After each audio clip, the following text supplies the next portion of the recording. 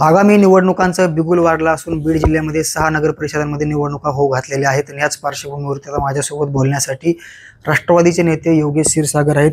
अनेक काळाच्या प्रतीक्षेनंतर नगर परिषदेच्या निवडणुका होतात, काय तुमचं आव्हान असणार आणि काय पहिली प्रतिक्रिया आहे? निवडणूक होऊन अनेक वर्ष झालेत। मधल्या काळात जवळपास 3.5-4 वर्ष हे प्रशासक होते आणि त्यामुळं अनेक लोक पण इच्छुक आहेत। जुने उमेदवार, नवे उमेदवार, असं सगळं नवीन एक जनरेशन एक 9 वर्षाच्या पिरियडमुळे आता उत्सुक आहे निवडणुकीसाठी आणि त्यामुळं ही निवडणूक अनेक पक्ष आघाड्या असतील किंवा पक्ष असतील असे अनेक उमेदवार आपल्याला रिंगणामध्ये दिसतील।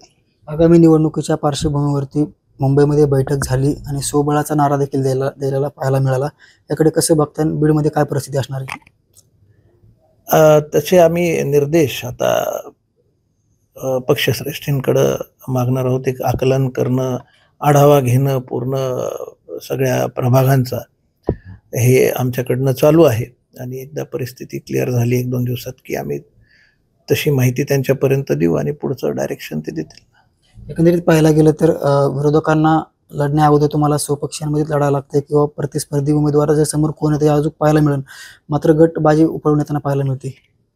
पक्ष मोठा आहे, पक्ष वाढतोय, सत्तेत आहे पक्ष आणि त्यामुळे अशा गोष्टी बीडच नाही अनेक जागी दिसत असतात, पण काही ना काही मार्ग निघेल। काय विजन समोर घेऊन तुम्ही ही निवडणूक लढणार आहात? अनेक पेंडिंग कामं आहेत बीडसाठी, त्यामध्ये मूलभूत गरजेचे कामं आपल्याला जे मधल्या काळात मागे पडलेत ते संपवायचे। आउटस्कट भागातील काही रस्त्यांचे प्रश्न आहेत ते आहेत, काही DP रोडचे आपले प्रस्ताव पेंडिंग आहेत हे आहेत। तर मला वाटतंय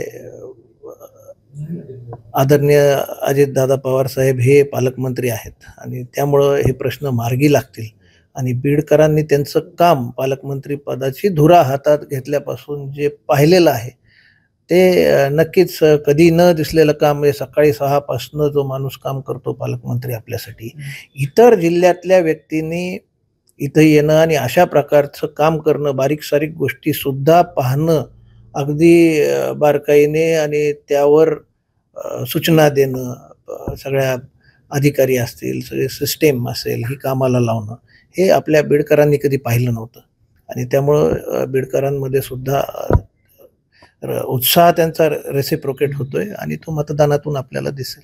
आशिष शेलारांनी एक प्रश्न उपस्थित केलेला आहे की विधानसभेच्या निवडणुकीच्या वेळेस दुबार मतदान झालं आणि त्याच्यामुळेच संदीप क्षीरसागर यांचा विजय झाल्याचं देखील बोलून दाखवलं, या संदर्भात प्रतिक्रिया काय तुमची? अगदी बरोबर आहे, आम्ही सुद्धा ती माहिती घेतली आणि असे बोगस मतदार, दुबार किंवा एकच व्यक्ती वेगवेगळ्या अवतारात वेगवेगळं थोडंफार नावं चेंज करून असं 4-4, 5-5 वेळा यादीत आलेले नावं हे जवळपास 21,000 आहेत बीड विधानसभा क्षेत्रामध्ये आणि त्या सोबतच 18 वर्षाच्या खालील व्यक्तींचे वय वाढवून ते सुद्धा मतदार यादीत घालण्याचं काम सुद्धा झालं।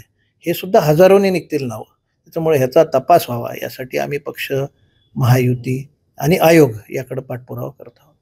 तुमचा विधानसभेला निसटता पराभव झाला, ही बॅकलॉग भरून काढण्यासाठी येणाऱ्या काळामध्ये तुम्हाला आव्हानं काय असणार आणि तुमचे काय प्रयत्न असणार आहे? हे आम्ही सातत्याने लोकात आहोत आणि लोकांचे प्रश्न हे पालकमंत्र्यांपर्यंत नेणं आणि सरकारमधनं करून घेणं यासाठी पाठपुरावा करतोय आणि नगरपालिकेची निवडणूक अनेक वर्ष लांबली आणि आता ह्या ज्या स्थानिकच्या निवडणुकीचे बिगुल वाजलेत, आधी शहरातल्या होतील मग ग्रामीणच्या होतील, या झाल्यानंतर मला वाटतंय चांगल्या पद्धतीने विकास कामं आपल्याला करून घेता येतील। स्थानिक आमदार संदीप क्षीरसागर तुमचे चुलत भाऊ आहेत, त्यांचं काय आव्हान असणार या निवडणुकीमध्ये? त्यांचं काय आव्हान नाही, ते आता जवळपास 6 वर्ष झाले आमदार आहेत, त्यांनी कशाचंच काही काम केलेलं नाही, त्यामुळे ते काय आव्हान नाही समोर निवडणुकीत। नक्कीच आगामी निवडणुकीमध्ये संदीप क्षीरसागर यांचं कुठलंही आव्हान मला नाही असं योगेश क्षीरसागर यांनी बोलून दाखवलेलं आहे। साम TV साठी योगेश काशीद, बीड।